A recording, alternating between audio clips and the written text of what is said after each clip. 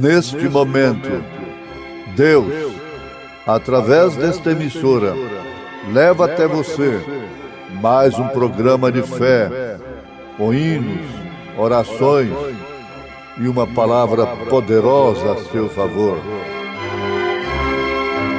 Fé para vencer o mundo. Somente crer, somente crer, tudo é possível, somente crer, somente crer, somente crer, tudo é possível, somente crer.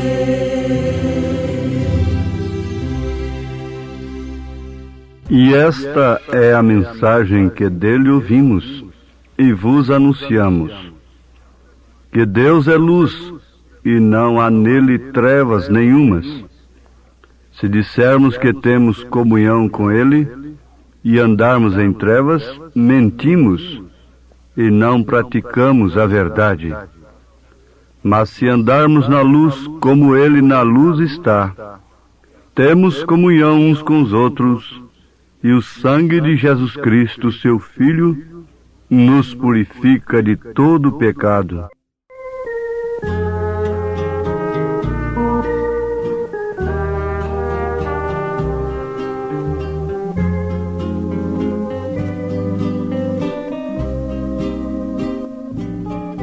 Luz do mundo, Jesus Cristo, vem dissipa as ilusões, tira o véu dos nossos olhos, ilumina os corações. Vem Jesus, atender às orações. Vem Jesus, atender às orações. Onde as trevas do pecado obscurecem teu amor, faze a luz do teu ensino dominar, ó Salvador. Resplandeça, resplandeça tua glória, ó Redentor. Resplandeça, resplandeça tua glória, ó Redentor.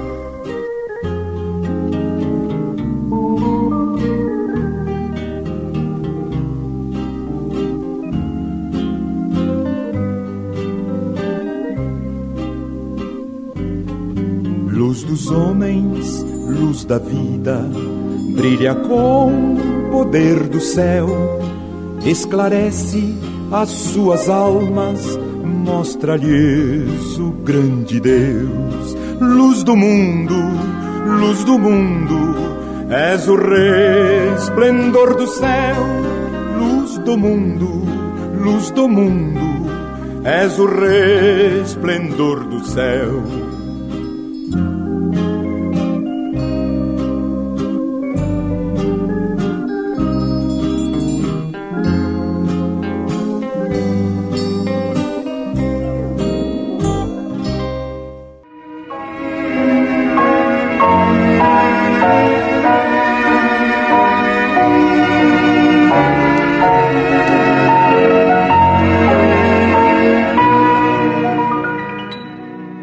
Uma das maiores bênçãos que Deus nos deu foi a luz. Agora, é certo que sem visão, sem poder ver o que a luz mostra, nós seríamos cegos. Portanto, não veríamos nem a luz e nem tampouco aquilo que a luz mostra. Isto seria uma desventura muito grande. Muitas pessoas foram cegas, fisicamente falando, e viram a luz, e também viram aquilo que a luz mostrou para eles.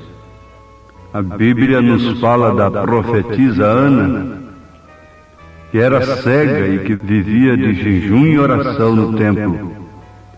E ela pôde ver a visita de Deus no seu dia. Uma cega viu o que aqueles que enxergavam não viram. Isto é tremendo. Isso deveria despertar a atenção dos nossos ouvintes para esta grande bênção de Deus.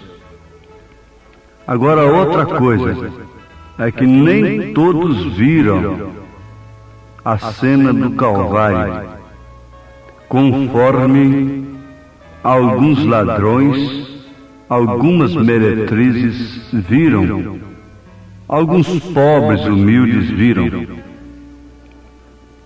Eles viram um homem lá, sangrando entre dois malfeitores, abandonado por Deus e que se dizia ser filho de Deus. E eles insultavam, dizendo: se tu és filho de Deus, desça da cruz. O que acontece, ouvintes? Onde está a bem-aventurança? A grande bem-aventurança é que, enquanto Caifás, Anás, os sumos sacerdotes não viram que ali estava o Messias prometido, pessoas perdidas em relação à sociedade e à religião de então, viram. Que privilégio glorioso! Mas nós vamos ver então o que significa o Calvário, a vinda de nosso Senhor Jesus Cristo e sua crucificação, o significado do Calvário, porque esta é a mensagem que dele ouvimos e vos anunciamos, que Deus é luz e não há nele trevas nenhumas. Se dissermos que temos comunhão com ele e andarmos em trevas, mentimos e não praticamos a verdade. Mas se andarmos na luz como ele na luz está, temos comunhão uns com os outros, e o sangue de Jesus Cristo, seu Filho, nos purifica de todo pecado. Então nós estamos olhando por aqui para três coisas muito importantes a respeito do Calvário. E começando, nós devemos lembrar que o Calvário encerra o assunto do pecado, não por 5 anos, não por 10 anos, não por 20 anos, não até uma próxima reencarnação, nem até o purgatório. Tudo isto supostamente pensado. Não, o Calvário diz para o ladrão arrependido: hoje mesmo estarás comigo no paraíso. Então ele encerrou o assunto do pecado para aquele homem. O Calvário encerrou o assunto do pecado para aquele homem sem que ele precisasse de qualquer outro processo de purgação. Porque não é por purgação, não é por sacrifício nosso, mas é pela fé. Isso é de graça, não vem de vós. É dom de Deus, não vem das obras para que ninguém se glorie. Estou falando do assunto que deveria parar a nação, que é salvação. Mas o homem, de um modo geral, não tem noção do que é ser salvo, do que significa ser salvo, do que significa o Calvário. E por sua vez ele não tem também noção do que é ser perdido, do que é ter sua alma no inferno depois. Ele crê de uma maneira errada que depois outros podem tirar a sua alma de um determinado lugar de tormento. Isto não é luz, disse São João. Se andamos na luz, O sangue de Jesus Cristo nos purifica de todo pecado. Então não precisa de purgatório nem de reencarnação. Se andamos nesta luz, se podemos ver as coisas espirituais pelo prisma que Deus nos apresenta, então nós andamos na luz. Mas o sangue de Jesus Cristo nos purifica de todo o pecado.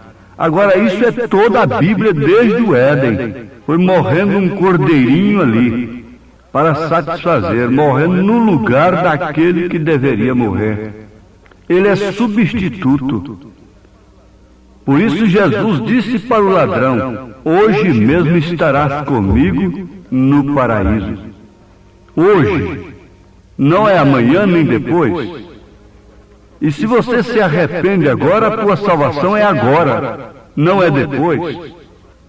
Quando ele entrou na casa de Zaqueu, cobrador de impostos, de uma maneira desonesta, Zaqueu se arrependeu e se converteu, e ele disse: hoje entrou a salvação nesta casa.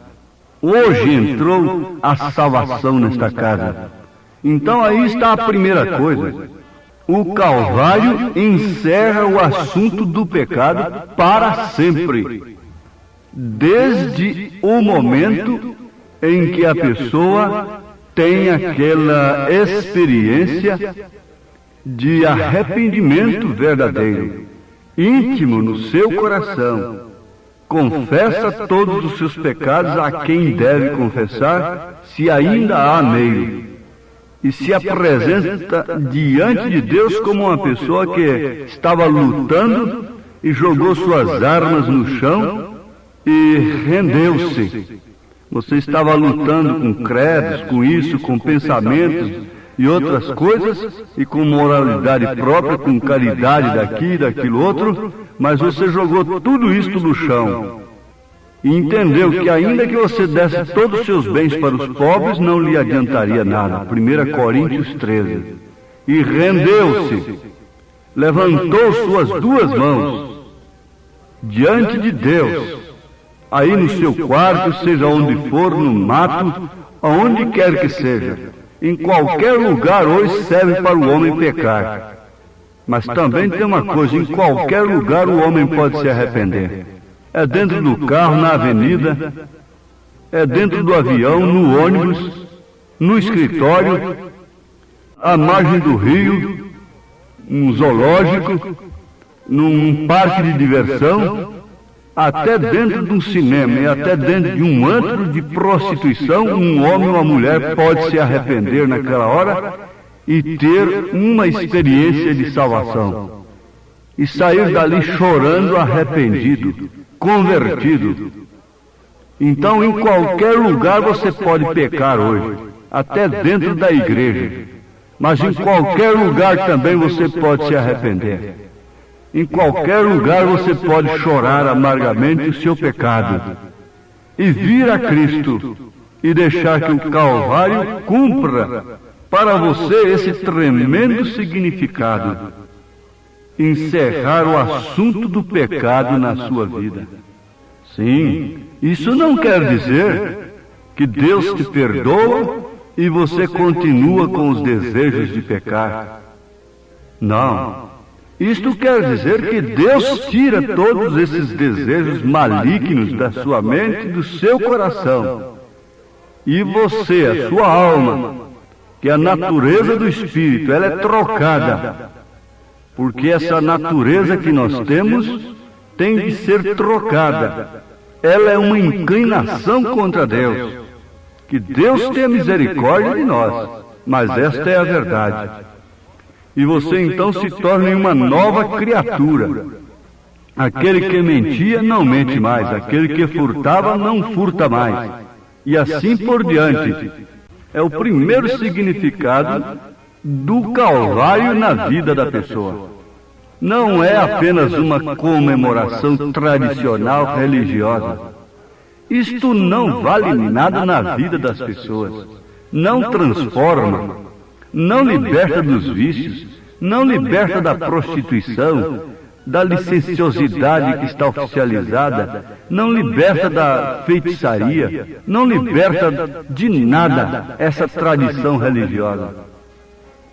Mas agora uma experiência com Deus, em qualquer dia, em qualquer hora, em qualquer momento, em qualquer lugar, onde você possa levar uma trombada com o pecado, chocar-se com o mundo, sentir-se convencido do pecado, que aquilo é uma desgraça, e ver-se a si mesmo perdido sem Deus, e ver que o seu dinheiro, sua fama e qualquer outra coisa que você tenha, e mesmo nem a sua pobreza, sua ignorância, seja o que for, não pode te deixar inexcusável diante de Deus, então ali é a hora da salvação.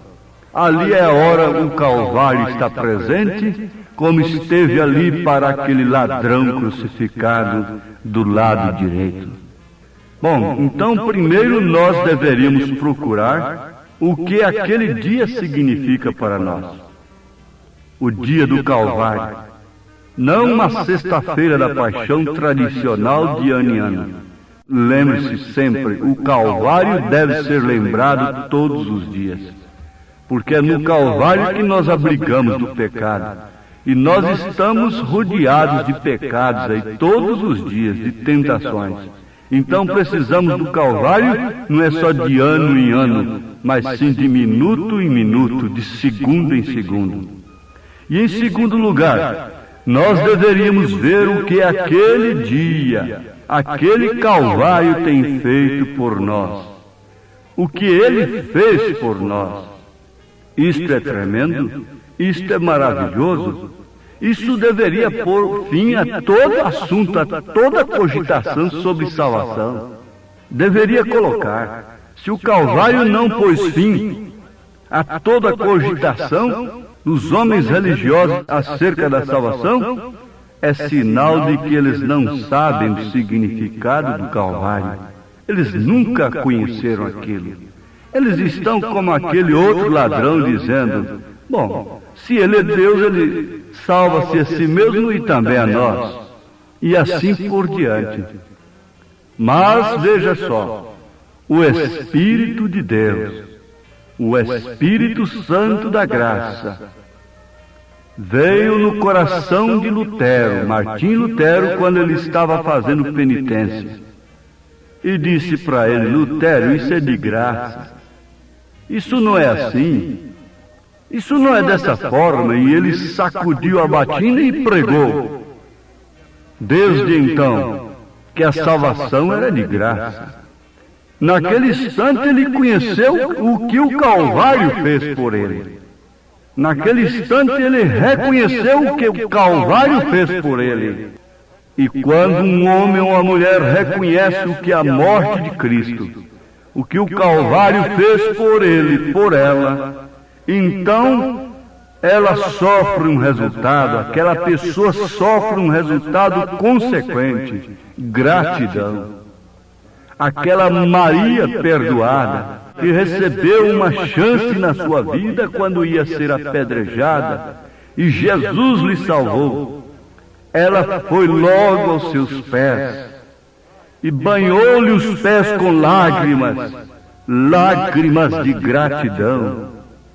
Oh, sim, logo também na ressurreição, ela estava a postos, logo cedo ali no horto florestal, e chorando, chorando, porque não o encontrara na sepultura, e procurando onde puseram o meu Senhor.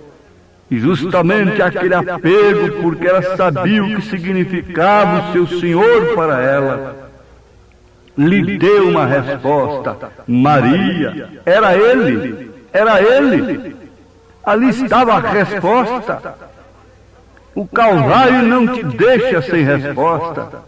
O sacrifício de Jesus não te deixa numa ilusão de um Cristo morto, de um Cristo derrotado, fúnebre, um Cristo fúnebre, que não dá vida, que não opera transformação na vida das pessoas, que não tira os vícios, que não dá pudor, Não, não, não. O resultado do Calvário na vida de uma pessoa não é entendido pelo mundo religioso de hoje. Quando o resultado do Calvário vem sobre a vida de uma pessoa, ela fica sabendo o que ele fez por ela. Isto aí é a segunda coisa. Ela fica sabendo o que o Calvário fez por ela. Então ninguém pode lhe entender. Por que viver para Cristo? Por que viver para Cristo obedecendo a sua palavra? Por que amar as coisas de Deus? É porque ela sabe o que o Calvário fez por ela. Sabe o que ele tem feito por ela. E agora, em terceiro lugar, vamos olhar no que devemos fazer por aquele dia. O que devemos fazer? Sim, isto é importante, mas nós não podemos fazer nada por aquele dia, senão fazermos aquilo, justamente aquilo que todos que recebem a revelação desta luz tremenda do Calvário fizeram. Eles se entregaram suas vidas de uma maneira incondicional. Venceram tradições, romperam com as tradições religiosas. O primeiro passo foi esse. E perguntaram aos apóstolos: que faremos, varões irmãos?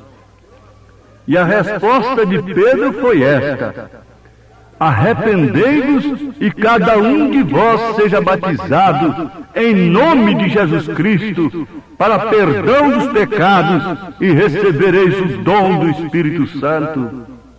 Atos dos Apóstolos, capítulo 2, verso 38. Oh, meus ouvintes, não dá tempo de nós falarmos, de nós descrevermos, comentarmos sobre coisas que devemos fazer depois que o Calvário fez tanto por nós, depois que nos foi revelado tão grande amor de Deus por nós.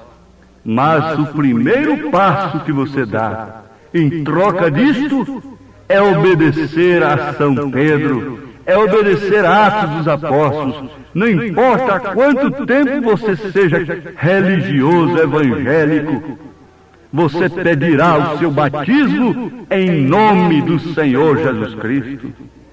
Oh, porque esta é a hora, este é o momento. No tempo de Lutero, a pessoa dava isto: eu aceito a salvação, é de graça. No tempo de Wesley dizia apenas: bom, eu busco a santificação. Mas agora é diferente. Os pentecostais diriam: bom, eu falo línguas. Mas agora é diferente.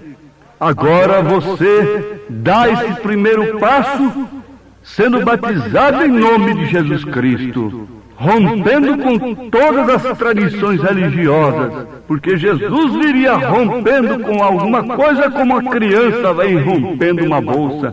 Oh, que Deus te abençoe, em nome de Jesus Cristo, enquanto você medita nestas coisas. Amém.